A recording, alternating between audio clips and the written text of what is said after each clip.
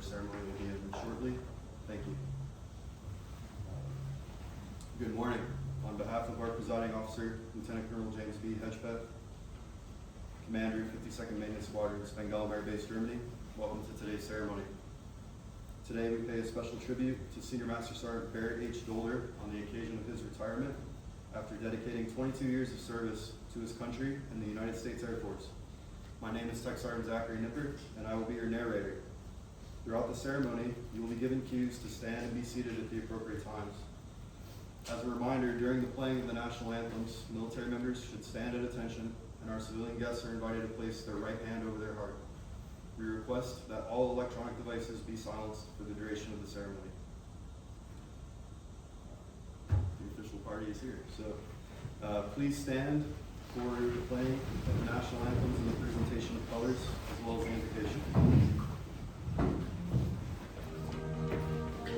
Present the colors. Colors. Attention. Left. Forwards. Arms. Forward. March.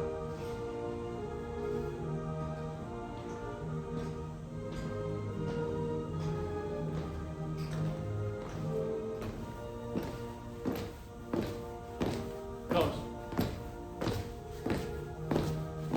Halt. Present. Arms.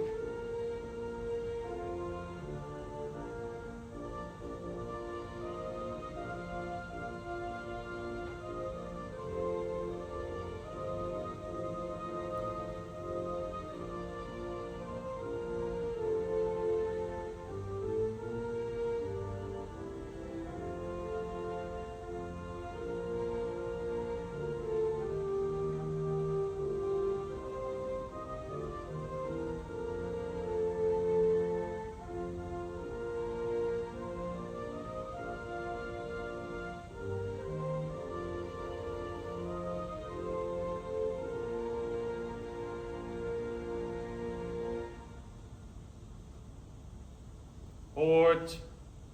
Arms. Colors. Follow from the right. March.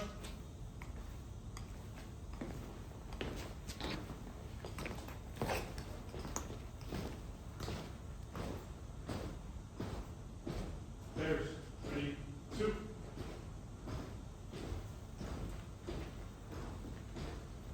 Chopper, get in, will you please give the invocation?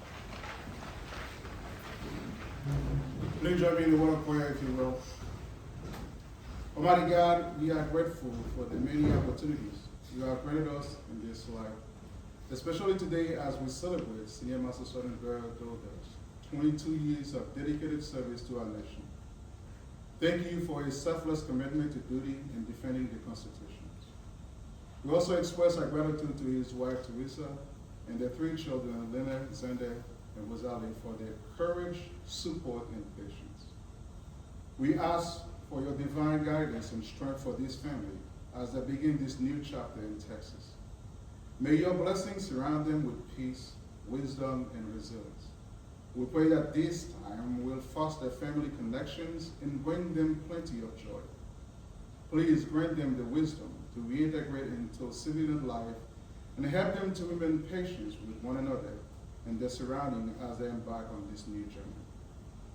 We are thankful for the service to our nations and for the opportunity to serve among them. God, please continue to protect our deployers and their family. We pray all this in your holy name. Amen.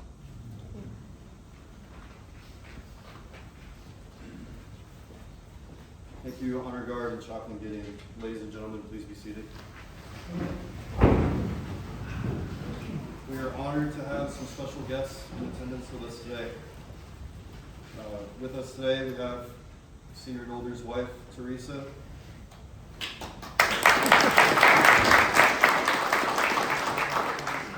Followed by his daughter, Lene. His son, Xander. And his daughter, Rosalie. As well as his parents who are going to be watching over video with us. From the 52nd Fighter Wing Leadership Team, we have Command Chief Master Sergeant Mary Trent.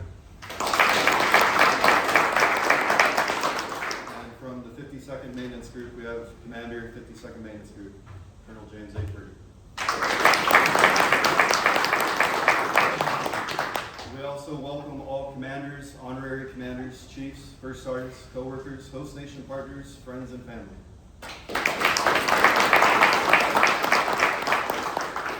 At this time, it is my pleasure to introduce our presiding officer, Lieutenant Colonel James B. Hedgepeth.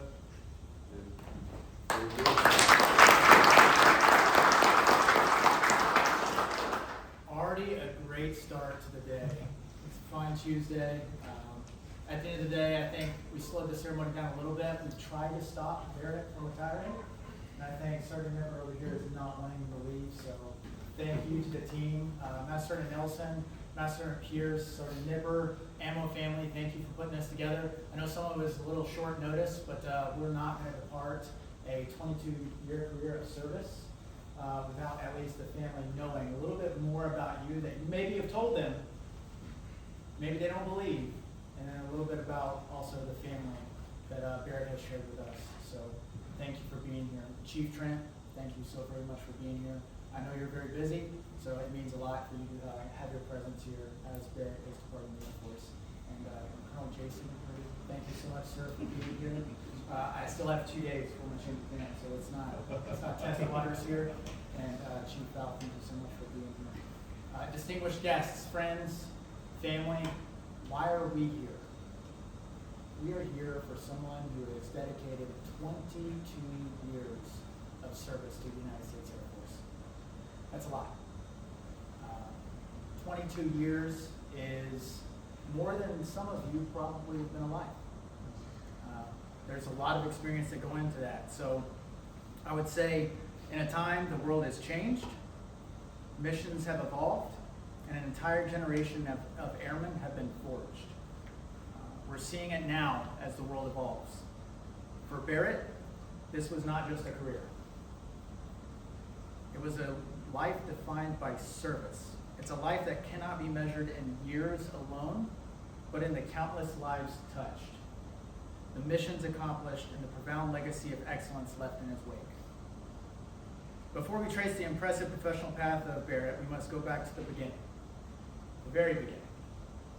The story truly starts in the summer of 2002 in Las Vegas, when Barrett met Teresa.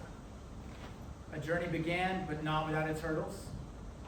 Barrett and Teresa welcomed their oldest daughter, Lene, in June of 2003, and Barrett got the bright idea, I'm going to try to join the Air Force. Obviously, family conversation, but talking with the recruiters, they're like, a single parent cannot join the Air Force. And I'm sure Barrett was like, oh, yeah, I probably should do something else. I love this family. So their story was meant to be. Barrett and Teresa married on February 14th, 2004. Smart choice for date. Barrett, don't forget it. Thank you. Valentine's Day is a very special day. With his family now firmly by his side, Barrett enlisted just a few months later, stepping onto the bus for basic military training in June 2004. And that's where I will say, for folks who are probably going to be watching this now or later virtually, His father was there to support him, family was there to support him, to begin this life of legacy that he wanted to pursue. This is family, being present when moments really matter. After graduation and going on to technical training, he realized he was the only airman in his flight who was married with a child. Interesting dynamic. He already knew and bared the weight of responsibility. It showed in his flight, and when he received his first assignment, it was a place no young family wanted to go. It was Osan. So being the only one with a child, the Air Force is like, you know what, you're going to be the one that goes to Korea. So you're looking at Osan, it's like, hey, will someone trade with me? A lot of us know that there's a potential in tech school to trade assignments. No one was trading. Barrett and family were accepting a sacrifice and saying, all right, 1 year in Korea is where we're going. So at Osan, it was a whirlwind of activity, a complete immersion into the fast-paced fight tonight culture. That's where Barrett got the idea and understood that what airmen do in the Air Force truly matters and impact lives. After that year, the family were looking for stability, a chance to plant some roots. They were assigned to Hill Air Force Base. As a young senior airman with the 388th Equipment Maintenance Squadron, Barrett's drive was immediately evident. Amidst the roar of F-16s, he wasn't just a line delivery crew member, he was delivering excellence. The records show he expertly coordinated the on-time delivery of over 1.5 million munitions, directly enabling over 3,000 combat training sorties. He was instrumental in introducing the wing to the first ever TGM-65 Echo Maverick missiles. For some of the young airmen in the room, yes, they were new during that time. But at the Air Force, slightly different plans. Plans for his family's stability slightly changed. Just 6 months after arriving at Hill, Barrett was tagged with a 4.5-month deployment to Balad, Iraq. Again, the family endured. They cherished the weekly 10-minute morale calls, just 10 minutes every week, and held on to their trust and faith in a bigger plan before cell phone connectivity and social media. That's trust, that's faith, that's belief that you'll stay together. It was this strength as a family unit that would carry them through the next 2 decades. Even then, Barrett was looking out for his wingmen, devoting his off-duty hours to airmen against drunk driving. Thank you, Barrett. That is very close to all of our hearts. Actions go beyond words. Following that deployment, Barrett and his family maintained their dream of seeing the world, keeping their dream sheet full of overseas assignments. You got lucky. The family got lucky. The Doulders were heading across the Pacific to Kadena. Now a staff sergeant, assigned to the 18th Munitions Squadron, his responsibilities grew exponentially. When you go to airmen and go to NCO, you are now a true leader of other airmen. He managed munitions for F-15s, MC-130s, and H-860s, processing nearly 10,000 munitions valued at over $58 million. A lot of responsibility. He flawlessly managed a daily use stockpile worth $1.2 million, generating over 9,500 sorties and earning the prestigious PACAF Daedalian Award for his team. He was still focused on family, but he was also sacrificing for his country.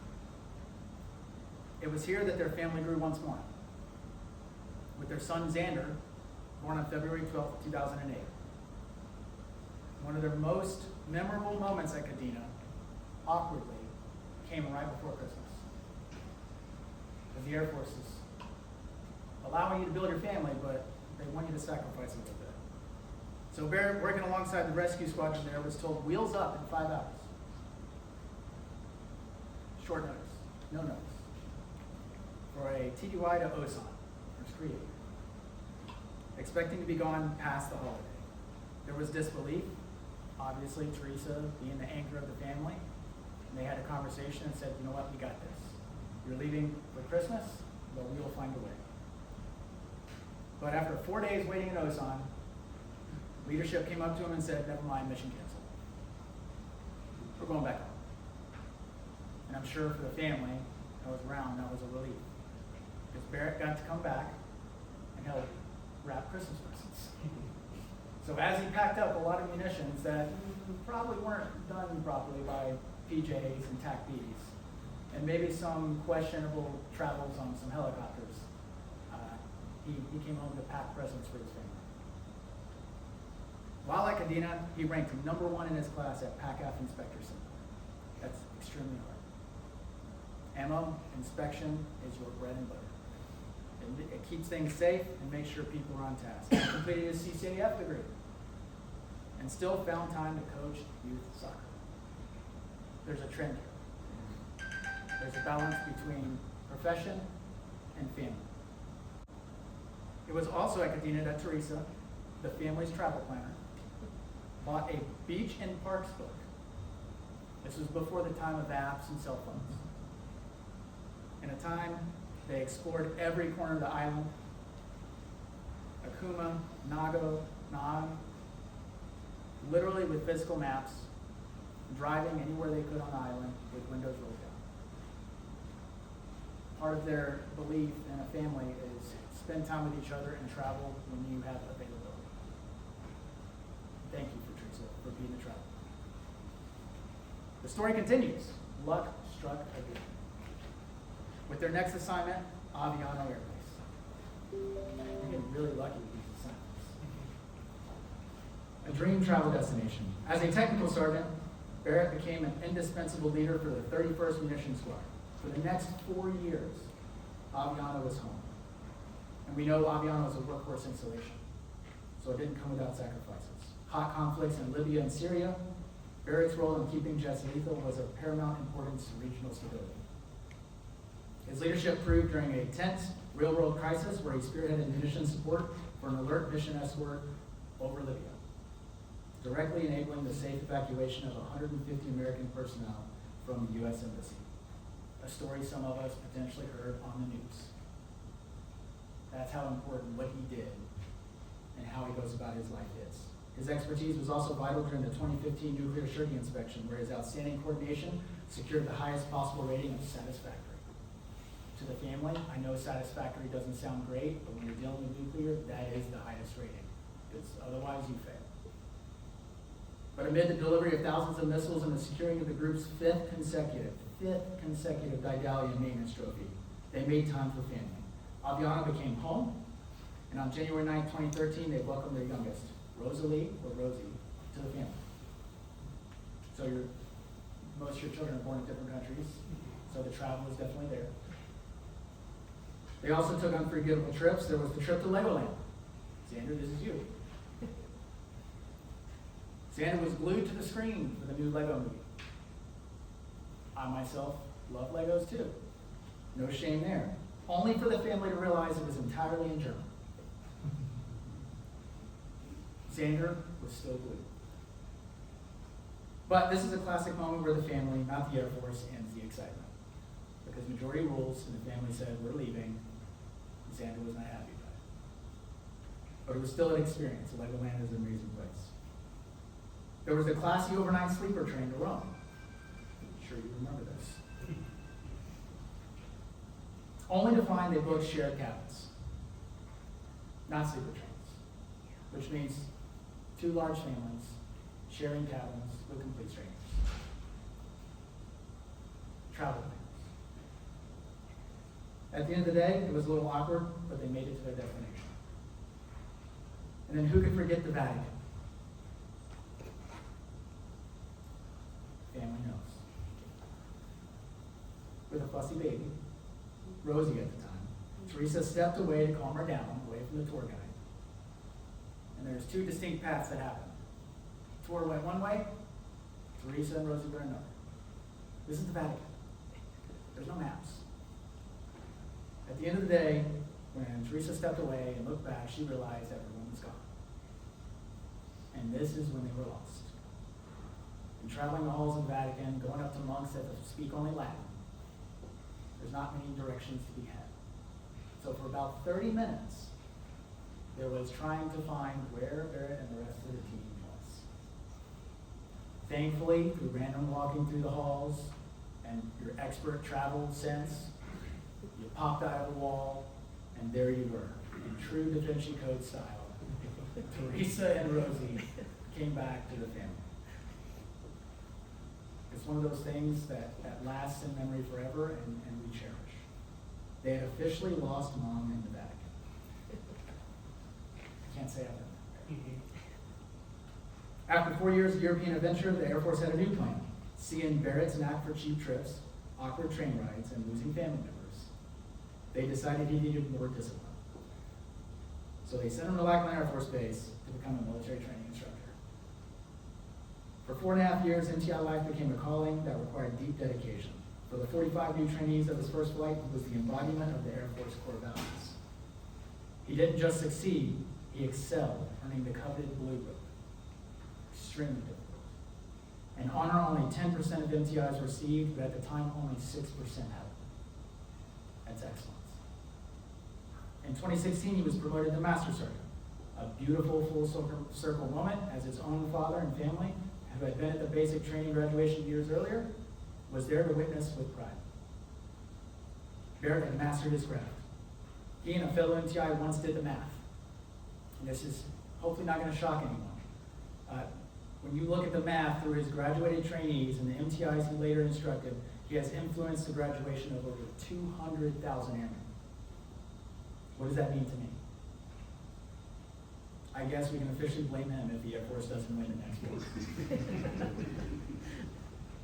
Thank you for your service. From AATC, he was back to the operational role at Ellsworth Air Force Base. Stepping into a material flight chief role for the 28th Munitions Squadron, he was now leading the very airmen he had likely put through basic training. He was entrusted with Air Force Global Strike Command's largest conventional munitions arsenal, supporting the mighty B-1 bomber. And I know Colonel Birdie is biased. Dias is still the best, sir. He led 270 airmen, managed a vast 460 million stockpile, and propelled his squadron to win back-to-back Air Force Maintenance Effectiveness Awards. Again, another trend of excellence. He was also the driving force behind the Department of Defense's long-range anti-ship missile retrofit, which has impacted many lives across many areas of responsibility. But his efforts were not complete. He had to work harder than ever. Having tested for senior master sergeant twice as an MTI, he was in the top tier of eligibles out of AATC. He and his family decided they were not quitters. He dug in, and after a chill 6-month deployment to Qatar, he returned and was promoted to senior master sergeant as a 7-year master sergeant. Because that's consistency, dedication. Why 7 years? Sometimes I don't think the Air Force truly looks at AATC and military training instructors and takes true credit on the amount of sacrifices, not just himself or the family makes during that. It was also at Ellsworth that Lene graduated from high school as valedictorian.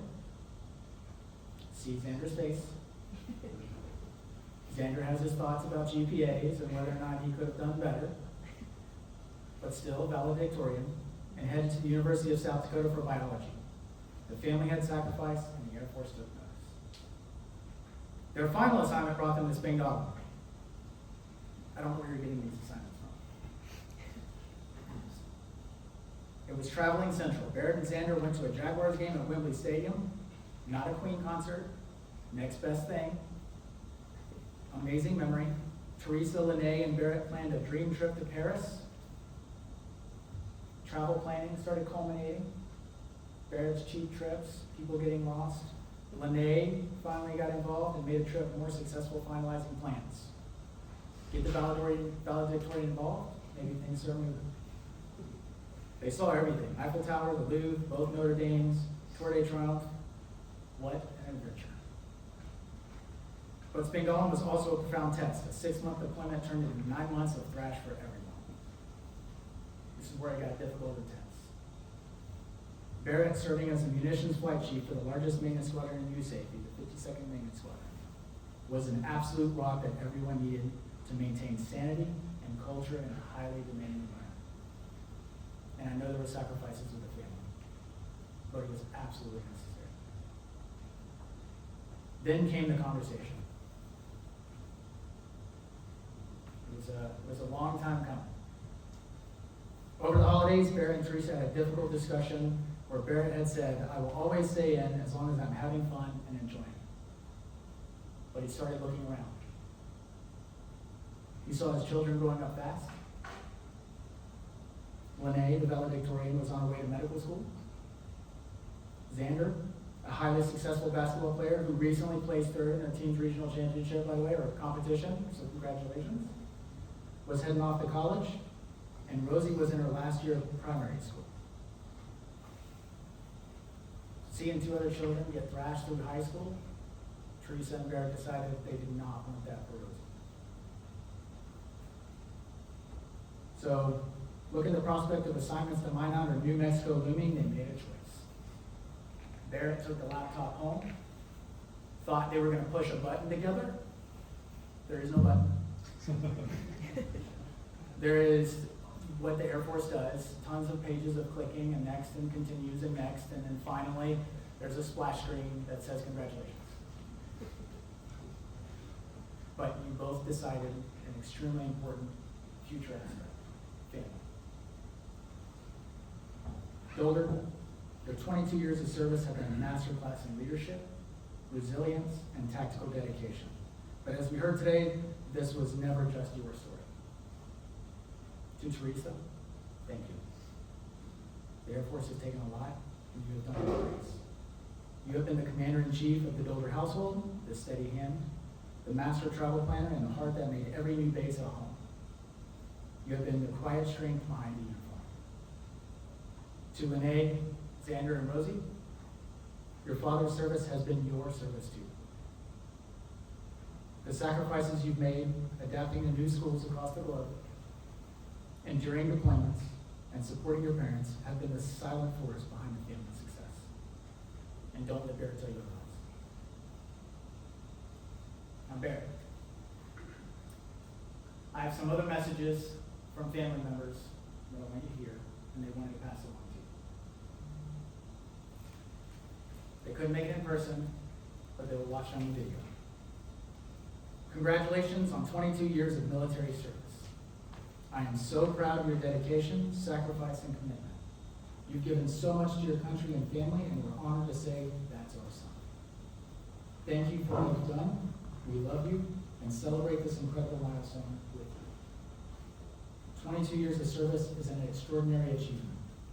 Your courage, leadership, and selfless dedication have made a lasting impact on so many people. Congratulations on this remarkable milestone. Mom and I couldn't be prouder. Thank you, Mom and Dad. Baby sister Jennifer here. Bear's favorite sister. I am so proud to call you my brother. There are truly no words to express what a privilege it has been to watch the man you have become over the years. Your dedication, integrity, and unwavering commitment to serving our country are remarkable, but what inspires me most is who you are beyond uniform. Watching you as a father, husband, leader, and role model has been one of the greatest gifts. The patience, grace, and strength you bring to every situation leaves a lasting impact on everyone fortunate enough to know you. As you close this chapter and begin the next, I hope you know how deeply loved, admired, and respected you are. Your service has made our family proud beyond measure, but it is the person you are that makes us proudest of all. Congratulations on your retirement. I love you and I couldn't be prouder of you. No matter where life has taken us, I'll always be the little sister looking up to her big brother. To my little brother, so now you won't know her. I couldn't be prouder of the life you've built and the sacrifices you've made over the last 20 plus years. At just 17 years old, you dedicated your life to something bigger than yourself. You made the most of every opportunity the Air Force gave you, and you've set an incredible example for your 3 children of what hard work, honor, and dedication look like. While we're so proud of your military career, we're even happier that you finally be stateside and able to make up for some of the time we've all missed together. Family has always been waiting for you with open arms. Congratulations on an amazing career in this next chapter. You've earned every bit of it, and I can't wait to make more memories together. Love you always. Yeah.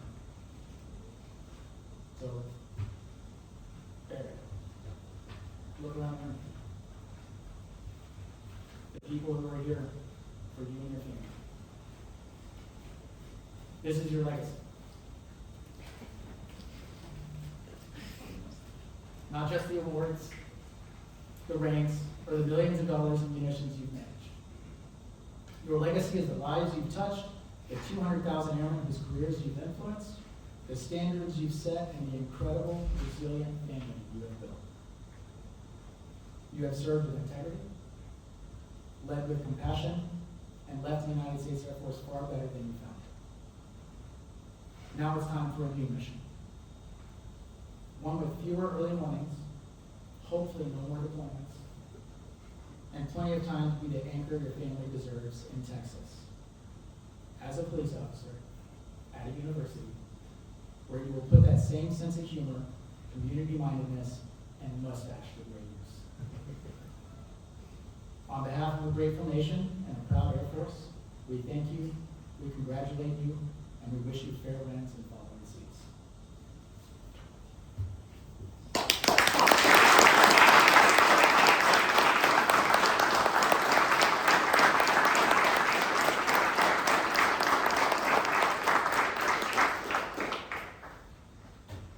Ladies and gentlemen, please stand for the medal presentation. Publish the order. Attention to orders. This is to certify that the President of the United States of America, authorized by Executive Order 16 January 1969, has awarded the Meritorious Service Medal, 2nd Oak Leaf Cluster, to Senior Master Sergeant Barrett Doulder for meritorious service 16 November 2023 to 30 November 2026. Senior Master Sergeant Barrett H. Doulder distinguished himself by meritorious service as Materiel Section Chief while assigned to the 52nd Maintenance Squadron, 52nd Maintenance Group, 52nd Fighter Wing, Spangdahlem Air Base, Germany. During this period, Sergeant Doulder's leadership proved vital to NATO's success when he deployed 8 teams across Europe to support strategic munitions distribution. His insight enabled a 6-nation agility exercise, armed air policing operations, and bolstered a nuclear surety inspection which certified the first Allied F-35 aircraft.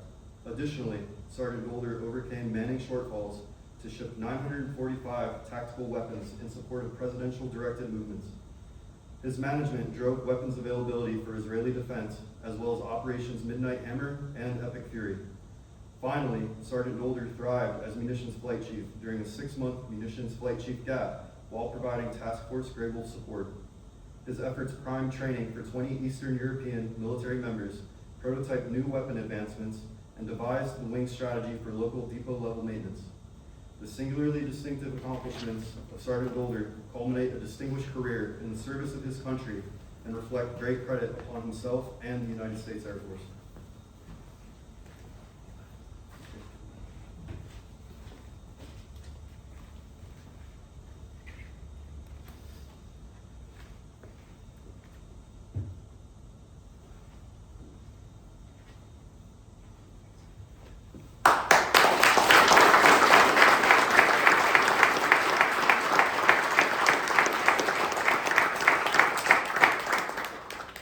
Please remain standing as Lieutenant Colonel James Hedgepeth will now retire Senior Master Sergeant Barrett Doulder. Publish the order. Attention to orders. Department of the Air Force, Washington, D.C., Special Order Number AC-003467, dated 13 January 2026. Senior Master Sergeant Barrett H. Doulder, effective 30 November 2026, having served 22 years, 5 months, and 16 days. You are relieved from active duty. 52nd Maintenance Squadron, Spangdahlem Air Base, Germany. Retired, effective 1 December 2026. Per Department of the Air Force Instruction 36-3203, in the grade of Senior Master Sergeant, by order of the Secretary of the Air Force.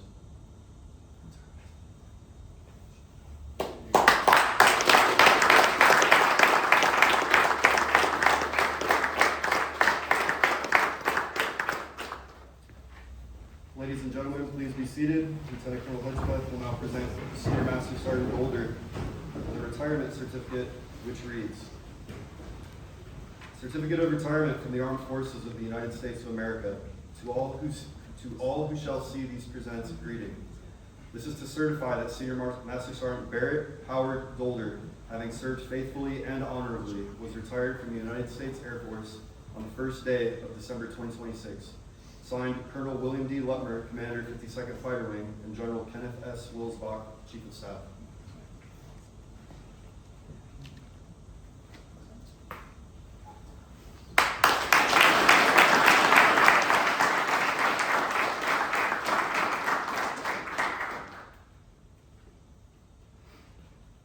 Senior Master Sergeant Doulder, we are pleased to present you with the Presidential Certificate of Appreciation, which reads,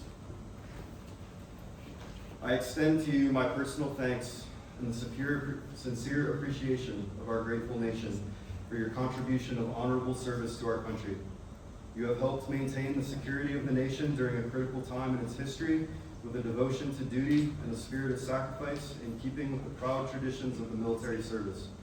I trust that in the coming years you will maintain an active interest in the armed forces and the purpose for which you served. Those who follow in your footsteps will draw inspiration from your commitment, dedication, and sacrifices made to ensure the protection of our American freedoms. My best wishes to you for happiness and success in the future. Signed, Donald J. Trump, Commander-in-Chief.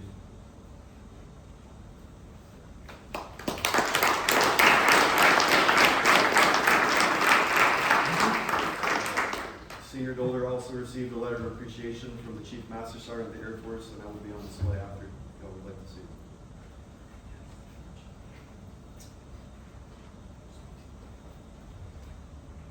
it. It is a tradition that every retiree receives a special retirement pin as a memento for their active duty service. At this time, we invite his wife, Teresa, to the stage to place the retirement pin on Senior Master Sergeant Doulder's lapel to symbolize his transition from active duty to retired status.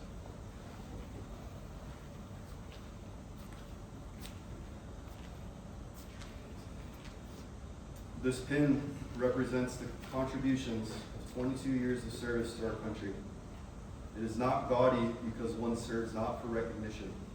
A casual observer may not even notice it, but those with a keen eye will see the holidays spent alone on distant continents and the endless hours spent enduring the readiness of our military might, honing the skills and professionalism of fellow comrades at arms.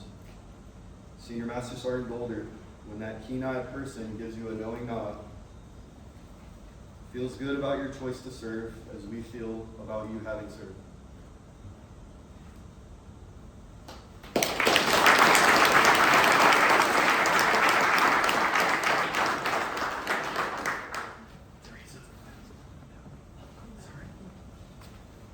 Lieutenant Colonel Hedgepeth will now present Teresa Doulder with a certificate of appreciation from the Chief Master Sergeant of the Air Force, which reads,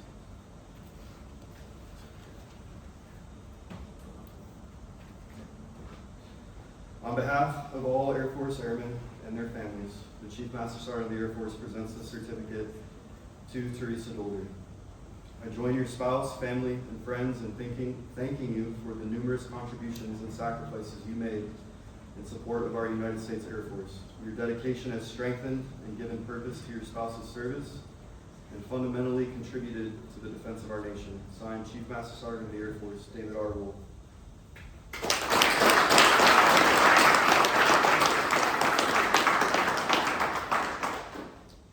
Thank you, Lieutenant Colonel Hedgepeth and Teresa. Teresa also received a letter of appreciation from Colonel William D. Lutmer and General Kenneth S. Wilsbach. Those will be on display as well.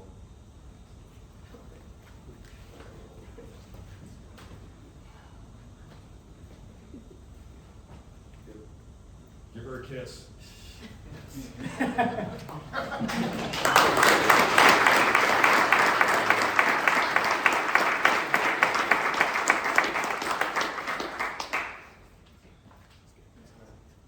Lieutenant Colonel Hedgepeth will now present the Doulder's children, Lene, Xander, and Rosalie, individually with their own certificates of appreciation.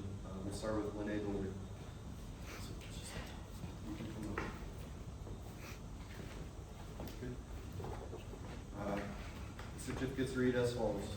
On behalf of the United States Air Force, the commander of the 52nd Maintenance Squadron presents the certificate of appreciation to Lene Doulder for outstanding support to Senior Master Sergeant Barrett Doulder.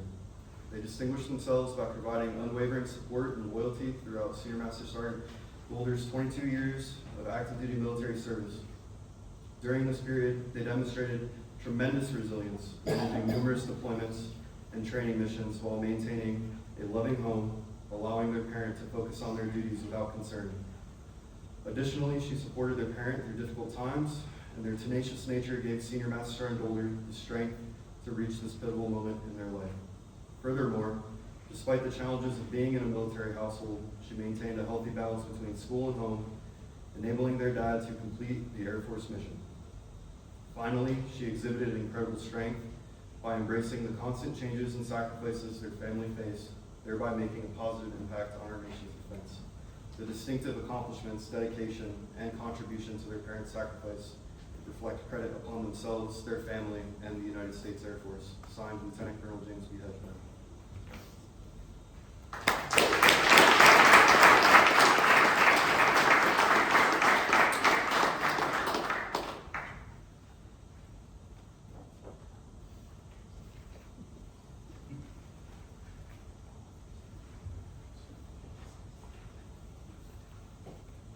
Xander, the certificates read as follows for each individual personalized. So.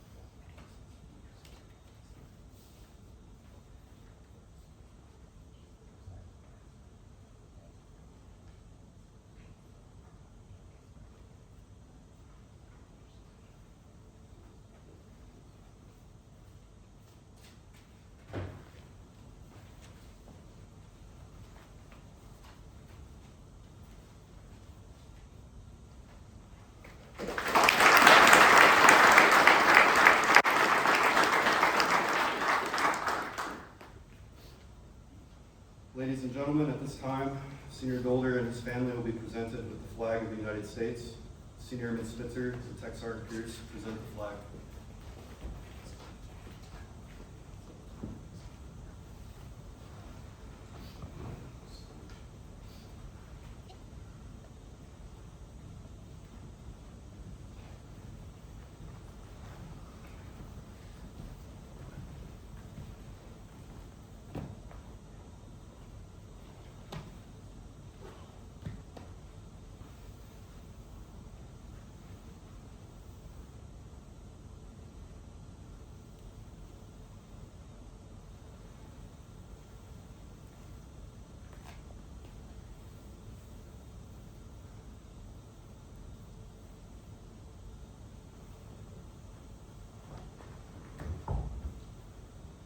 For more than 200 years, the American flag has been the symbol of our nation's unity, as well as a source of pride and inspiration for millions of citizens.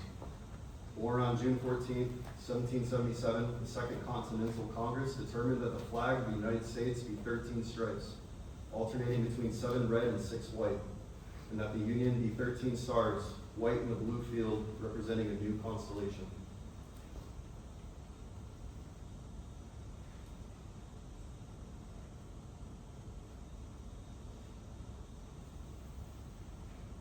Between 1777 and 1960, the shape and design of the flag evolved into the flag presented before you today. The 13 horizontal stripes represent the original 13 colonies, while the stars represent the 50 states of the Union. The colors of the flag are symbolic as well. Red symbolizes hardiness and valor, white signifies purity and innocence, and blue represents vigilance, perseverance, and justice. Traditionally, a symbol of liberty, the American flag has carried the message of freedom and inspired Americans both at home and abroad. In 1814, Francis Scott Key was so moved at seeing the stars and stripes waving after the British shelling of Baltimore's Fort McHenry that he wrote the words to the Star-Spangled Banner.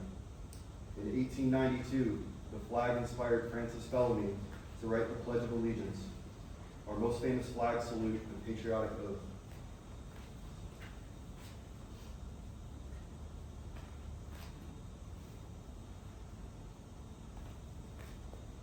In July 1969, the American flag was flown in space when Neil Armstrong planted it on the surface of the moon.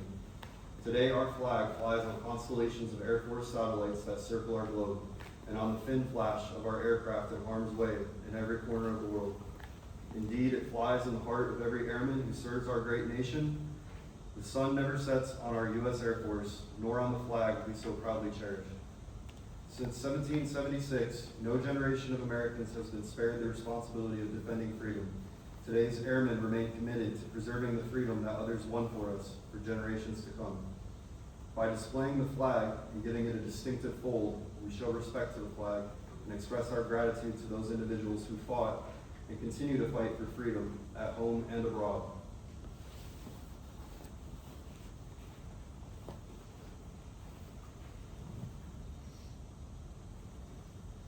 Since the dawn of the 20th century, airmen have proudly flown the flag in every major conflict on lands and skies around the world.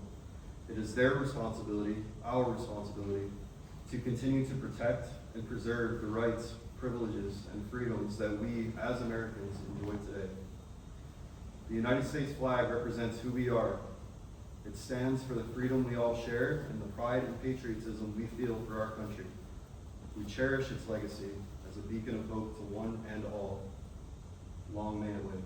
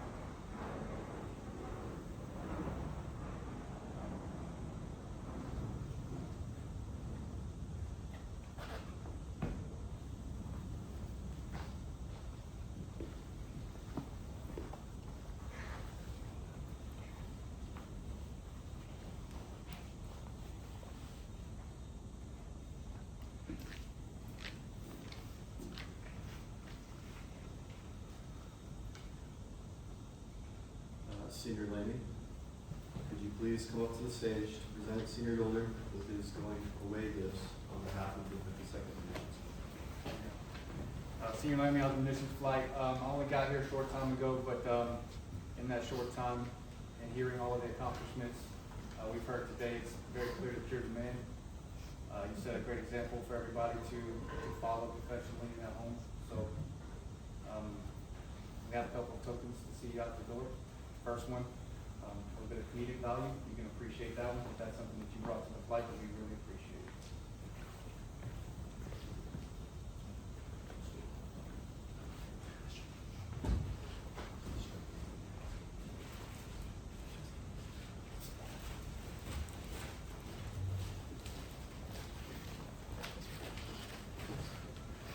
As you all know, my good friend Senior Doulder has one of the best mustaches on base. So that's a token of our appreciation. Got him a little mobile, man cleanup kit. So if you're on the move, feel a little dry, so you can slide into the bathroom, juice it up a little bit, good to go. So, thank you, sir. Thank you.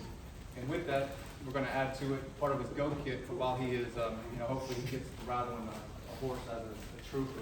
So this is part of his go kit here, and hopefully you can appreciate the comedic value. And it's shrouded for secrecy, by the way. So I'll let you guys go. You got to show everybody what it is.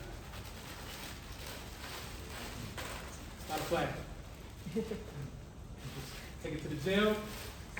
Take it on the date. American flag pants.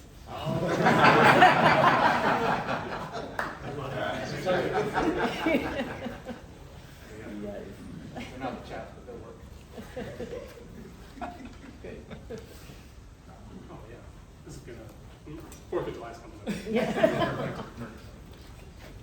We also got him a 101, got him 120 Charlie Finn, Senior Master Sergeant Barry Doulder, and has your days of enlistment. So, Oh, and the trailer. yes, sir. Thank you. Last but not least from us, We got him accustomed since he's about to be a police officer. So, he's going to chase youngins. So since he can't chase, he can't keep up with the youngins, he can just make a scene. Here you go. Here you go, sir. Awesome, thank you. And Nelson, read it. Huh? Read it. Oh, my bad. Also has a custom Barrett Doulder, top flight security, future police officer of the UNT Police Department, Denton, Texas, greatness.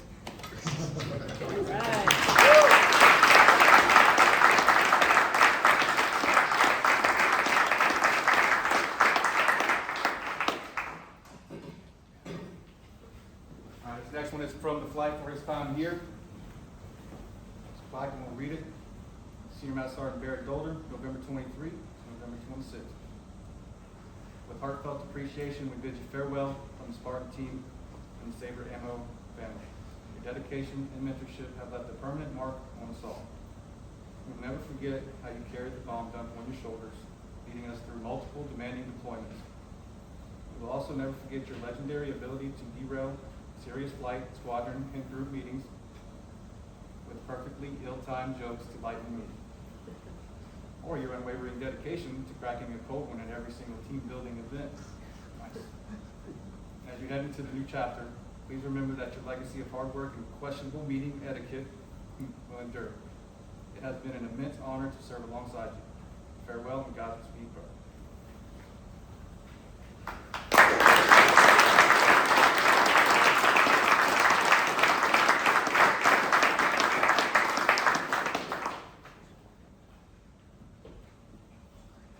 Last one, promise. This one is for his retirement gift from the flight. And it reads, Senior Master Sergeant Barrett Doulder, retired, June 2004, November 2026. On behalf of the entire Air Force ammo community and the grateful nation, we extend our deepest thanks for over 22 years of unwavering service to the United States Air Force. Your dedication has left an indelible mark on our career field and has helped shape the future of the Air Force as a whole. Your incredible journey, stationed at 7 different installations across 3 continents, demonstrates your commitment and sacrifices. The time away from your wife and children while deployed multiple times supporting operations downrange speaks volumes about your character and your dedication to our nation. Because of your sacrifices and hard work, the United States and the world are a safer place. We are truly grateful for everything you have given us, and we wish you and Teresa a heartfelt farewell, filled with blessing as you begin your next chapter. Remember, your ammo for life. Thank you for your service, your sacrifice, and your unwavering spirit. The ammo community and a grateful nation will always hold you in our regard.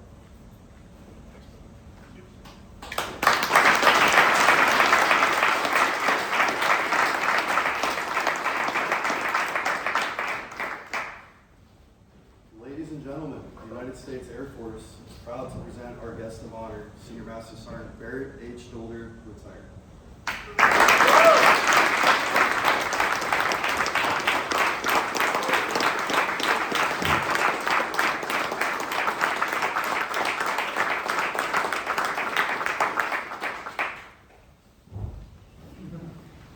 Thank you, everyone.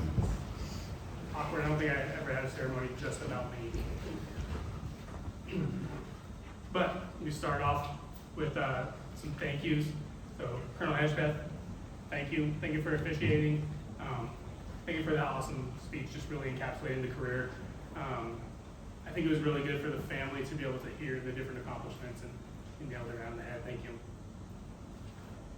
Chief Bruce, Chief Eastman, I know they can't be here, but had a really big impact on me in this past 2 years, 2.5 years being here. Hopefully Chief Eastman's TMO goes good and we get Chief P back soon.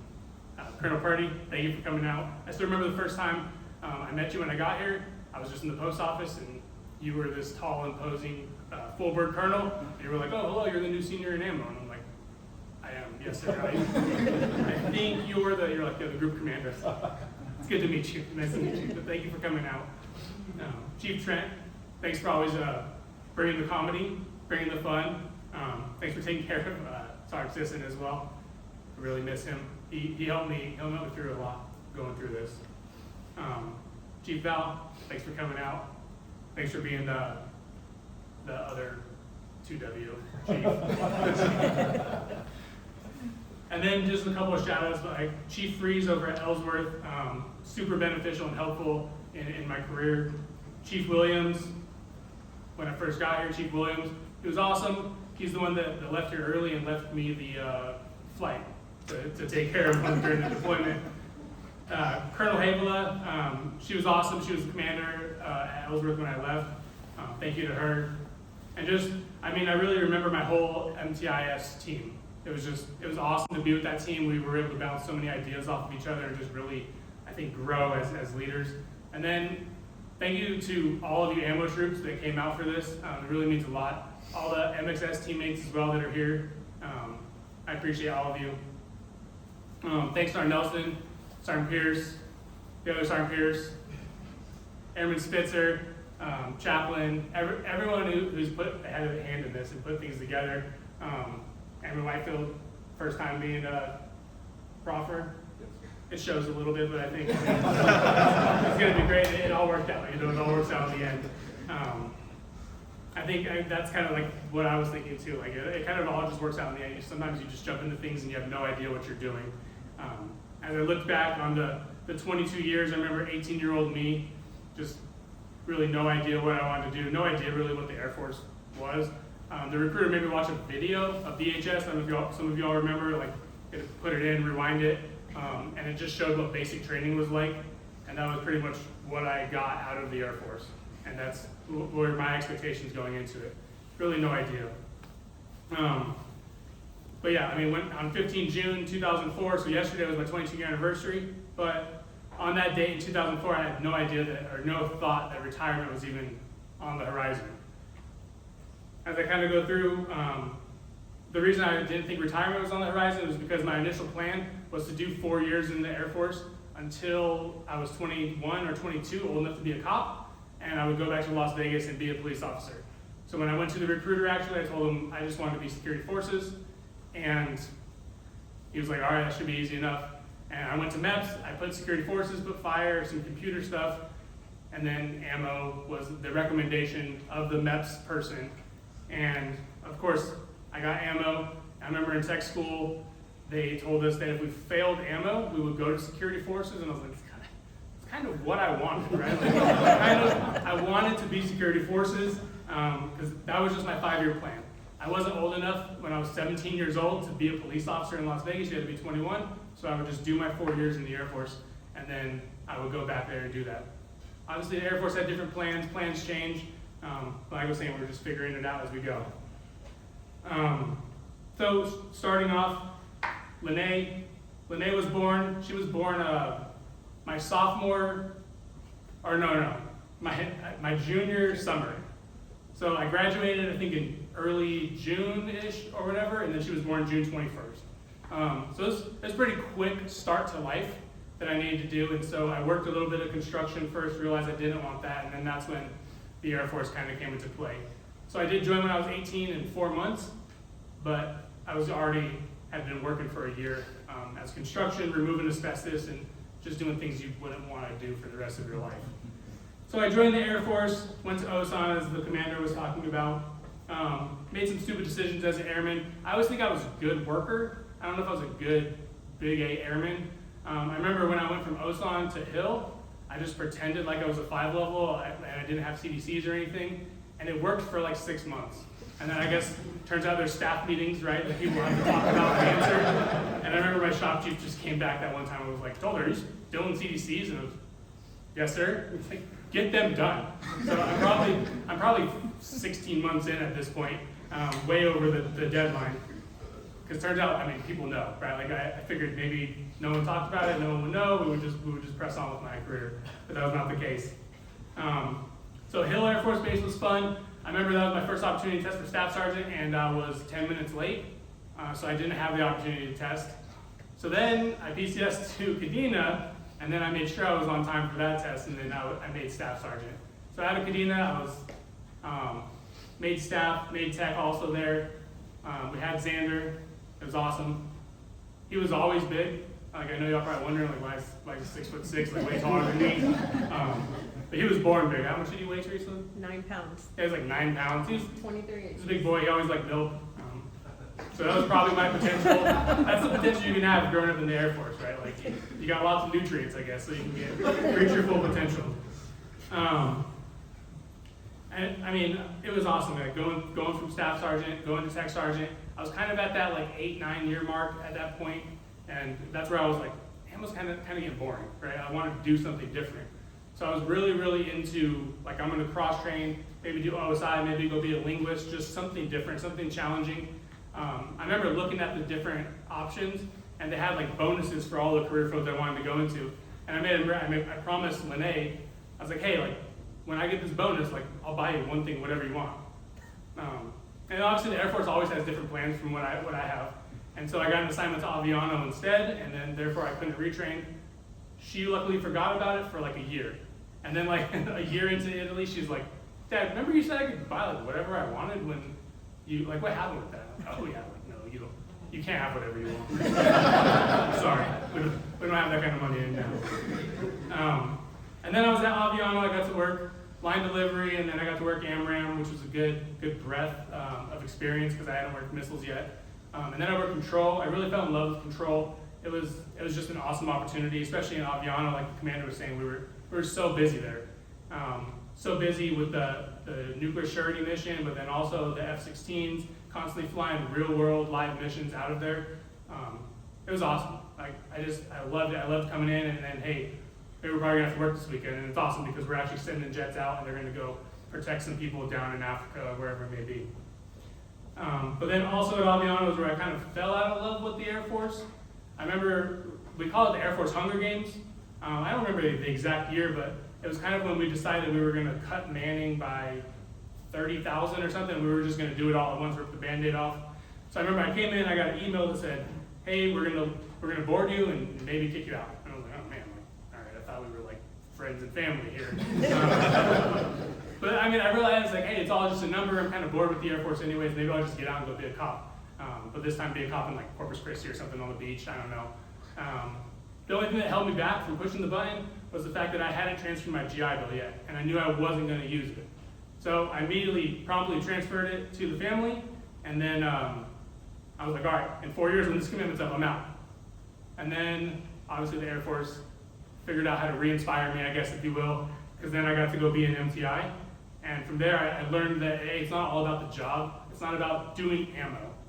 And I was able to kind of transition into being like, oh, it's about the people, right? It's about developing people, developing relationships, establishing those. Yeah, the big Air Force is not gonna care about me. I'm just a number to the big Air Force. But it's the individuals, it's the people on that base, the people in your chain of command that actually care about you. So sure, the Air Force is gonna treat you like a number. They're gonna do what they need to do because it's a giant corporation. But in a small flight of, 120 people, we take care of each other. And that kind of was what I was able to do. And sometimes take care of means take you out back and, discipline you as needed. But most of the time, hopefully it means just kind of, hey, being able to motivate you and inspire you as needed. But take care of your people. So anyways, I made Mass Sergeant right when I was leaving Aviano. And so the commander was saying I got to put on Mass Sergeant and get my MTI hat all on the same day. It was pretty cool, pretty good day. Being an MTI, I could talk about that forever, but I'll spare you all the details, but it was the best assignment. Definitely, if you're thinking about being an MTI, go be an MTI. You'll learn and grow and develop so much. And then you get to bring that back to the career field or to whatever you want to do for the rest of your life.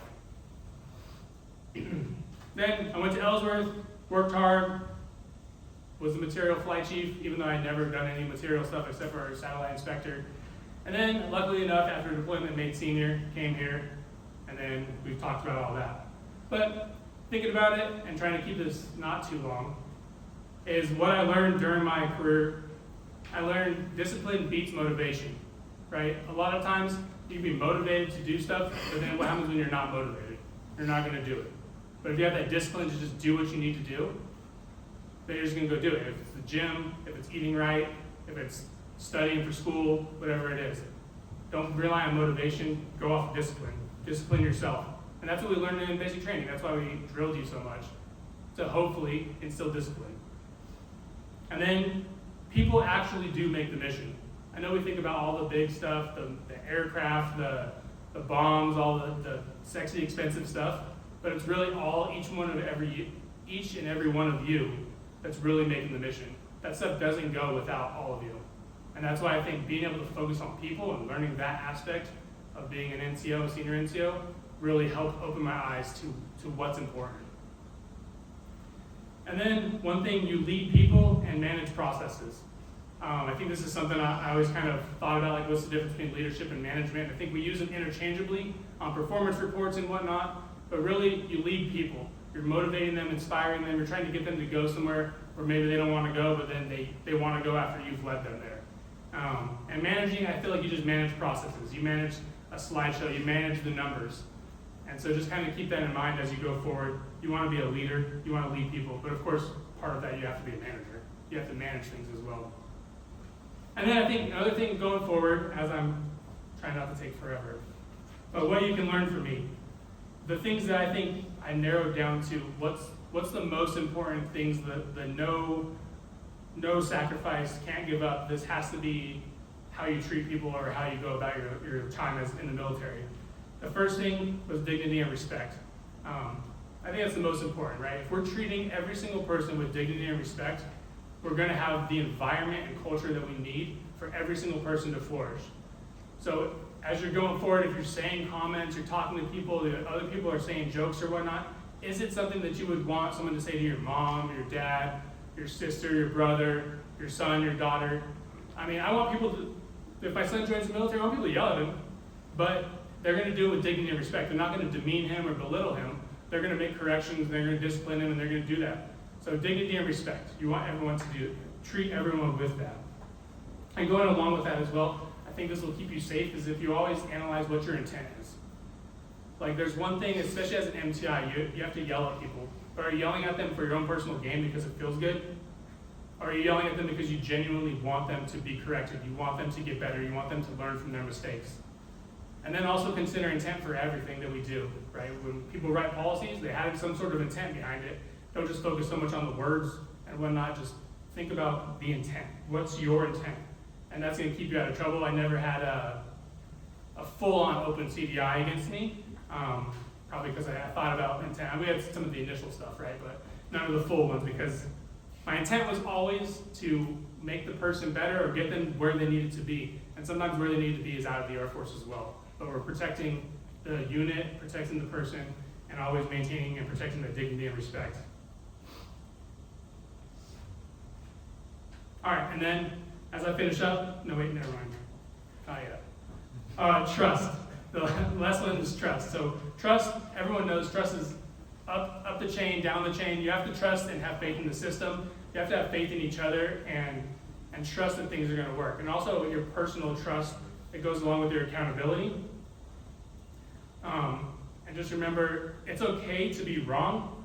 No one expects you to be, like if you're a senior leader, no one expects you to be perfect. No one expects a robot that doesn't make any mistakes. Everyone knows that we're all human. And so just own your mistakes and be accountable. And then going into that, humility. And I know we get really bad at this the higher up in rank we go, but we start not being as humble and we stop listening as much to the people under us that might have better ideas, the people that are on the ground. So just kind of always keep that in the back of your mind, your humility, and be humble. Other people might know how to do things better than you. Because sure, we all grew up, we got through it, and we know how to get through it, but is it the best way? Whereas Airman Leonard might have the best way, but I know how to get through, so I could do it all and get us through it, but we were not going to get any better. And lastly, that kind of leads me into one thing I always try to think of, and I know I'm doing a lot of it right now, but wait, why am I talking? Kind of always thinking about, hey, should I be talking as much as I'm talking? And right now it's my time to shine, right? So I'm going to talk. But hey, you're in a meeting or whatnot, like, do I need to be the one talking right now? We have all of these people around the table that have their opinions, they have their thoughts on how to do it. So why am I still talking? I don't need to. Most of the time you can be silent and solutions can be found, problems can be solved. So just think about that. You should, as a leader, you should probably talk less than you listen. And then that leads me into my family. My mom, she always made sure that I knew when I made stupid decisions. One thing that she would do, she would slap me in the back of the head, right? Get a tattoo, slap in the back of the head. Mom, I'm not going to college, slap me in the back of the head. Mom, I'm having a baby at 17 years old, slap me in the back of the head. But she was always there and always supportive after she let me know how stupid I was. And then my dad was always kind of like that coachman in the corner, right? Just, hey, this is easy, right? Like, how's this military life? And I mean, it's not that bad. I mean, sometimes you have to do stuff you don't want to do. But for the most part, sometimes I go to work and I just watch a movie because there's a nuclear inspection from the Russians, and we just watch the movie 300 on repeat. Like, and I get paid for it. So, I mean, perspective is a lot, but he kind of kept me thinking and realizing, hey, it's not the end of the world. And both of them, they were always there. Anytime we needed anything, we were moving. We needed to send our kids to Las Vegas because we were in between bases. Hey, they took them. We had 2 dogs who, they were older, we didn't want to bring them overseas, so we dropped them off with my parents. And then, I mean, they both were older and they both passed away, so my parents had to deal with the dogs passing away. So they're always there for whatever we needed, and I appreciate it. Thank you, Mom and Dad. And then Lene, born in Las Vegas, outside the military. And then I just think some of the hardships that the family's gone through. So, I mean, she had to move after her junior year of high school. So she started high school in Texas, goes through 3 years, and then that summer, all right, let's leave. So she starts her senior year, she goes to South Dakota, and all these girls just know each other. They're all like best friends, they grew up together, and she is just this outcast. She got through it, and obviously, like the commander said, she became the valedictorian. And then struggled through. Xander's still shaking his head. Because Xander I think had a higher GPA than her or something, but it doesn't matter, he wasn't. And then even then, we moved over here halfway through her college experience, so then rather than be all alone in the University of South Dakota, she moved down to the UNLV, so she had to transfer her college halfway through, and then had to do a whole extra semester because it turns out they don't accept a bunch of the South Dakota credits. But even then, she used my whole GI Bill and she got her bachelor's degree. So she's already made it farther than I have. That's good. Then moving on to Xander. Xander's born in Japan, even though he's a foot taller than any Japanese person, right? And then some of his struggles moving midway through his sophomore year. And so it was really like he finished football season and then it was like, all right, pack your bags, like let's roll, we're going to Germany. Luckily, everyone in Germany, I guess military people raise their kids pretty good, and so all the high schoolers were actually a lot more friendly. I remember Xander came home one day and he said, "It seems weird, Dad. Like everyone's nice. Like I think they're fake. Like I don't know if they're setting me up or something, but no. I mean, we take care of each other, right? And we know what it's about." He just graduated this year, so I think it's pretty awesome. Me and him both started new chapters at the same time. And then, yeah, this year he was the captain of the basketball team, and they placed 3rd, but when he first got here, he was the missing piece for the basketball team, and then they won the championship his sophomore year. And then all those people PCS, and he wasn't able to lead them again to a championship, but they got close. But he was able to lead them in football to a championship this year, so some of those things, they come back, and it's good. It all ends up working out in the end. And he's going off to Nebraska this fall. And then Rosalie, I still call her the baby even though she's 13 years old. She was born in Italy. I think this one's going to be her toughest move. It was funny, we were leaving South Dakota and she was kind of, I don't know, like pre-teenager girl, just kind of done with her friends. And she's like, good, I'm glad we're moving. Okay, like, but now I think it's going to be a little harder. She's got a boyfriend now. But now it's perfect timing because now I'm going to take her with me. That's done. But she's just so tough, smart, she's so curious, so resilient. And you should hear her play the saxophone. I love it. I get to hear it all the time because it echoes through the entire house. But yeah, she's actually really good. And then Teresa. Going from just 2 dumb teenagers who have no idea what they're doing. And we arguably still don't know what we're doing. We just bought a house for the first time, no idea that it costs a lot of money to close. They're just talking about it. I was like, no, okay. Turns out, well, all the savings is gonna be gone, right? Because we're gonna buy this house. And so we just kind of fake it, and have always faked it. It seems like until we've kind of made it, and then you have to start faking the next stuff. And so I'm gonna go fake be a police officer until I figure out what a police officer does. But Teresa, I mean, it's not been easy, right? It's not always been fun. We've not always been on the same page. We haven't always seen eye to eye. We've annoyed each other probably more times than we can count. I annoyed you just last night by harassing you, and we're kind of bored in our house. But you've been my rock, my best friend during this whole journey. And thank you. I had to keep it short and sweet so I don't start getting too emotional. We made it. And I do have gifts for you guys, and then we're gonna finish.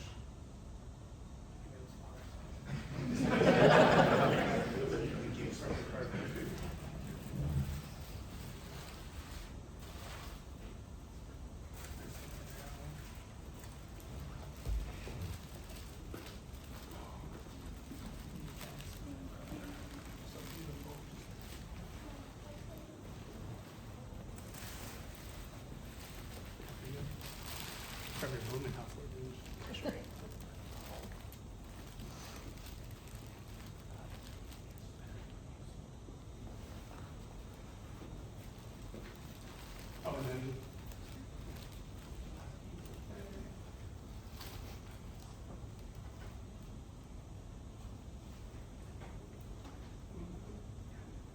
Xander, he had a dance the other day and like didn't have a watch, so I was like, oh, it might be a good time to get him like a watch to wear the suit. So nice citizen eco drive for him as he goes off to college. I think it symbolizes like the end of this era, but then also going into a new era and time frame.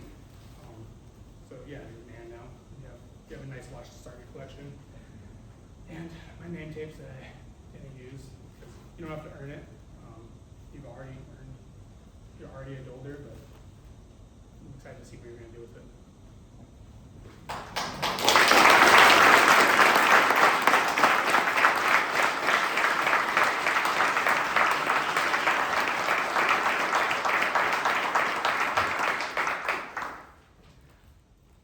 And yeah, I think just some things for the younger guys. So 22 years, I almost had 2 entire full years of leave. Just kind of something to think about.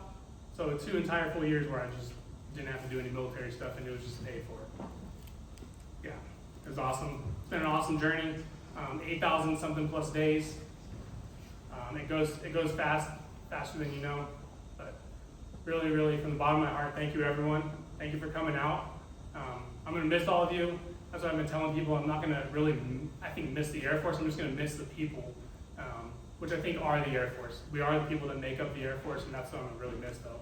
Because each and every one of you, I love watching the A1Cs turn to senior airmen, the staff sergeants turn to techs, and especially our techs when they make massive sergeant, like Hogan's and Sergeant Sisson, since he couldn't be here though. But thank you everyone once again for coming out, and that's all I have.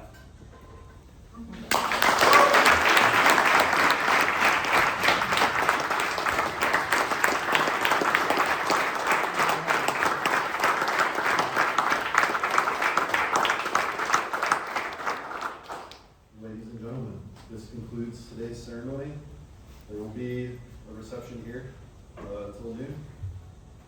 Please stand for a rousing animal call led by our very own Senior Master Sergeant Barrett H. Doulder, retired, and the departure of the official party. Thank you for attending, and we wish you a pleasant day. Before we start, please present your mustache. Everyone's gonna be loud.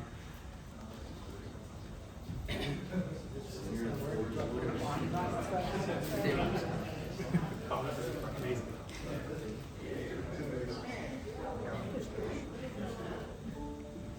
Even if you're not AMO, you can participate, because I know most of you probably have always wanted to. All right.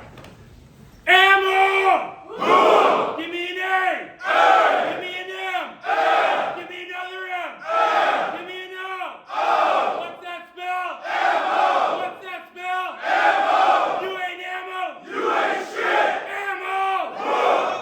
Woo! Thank you.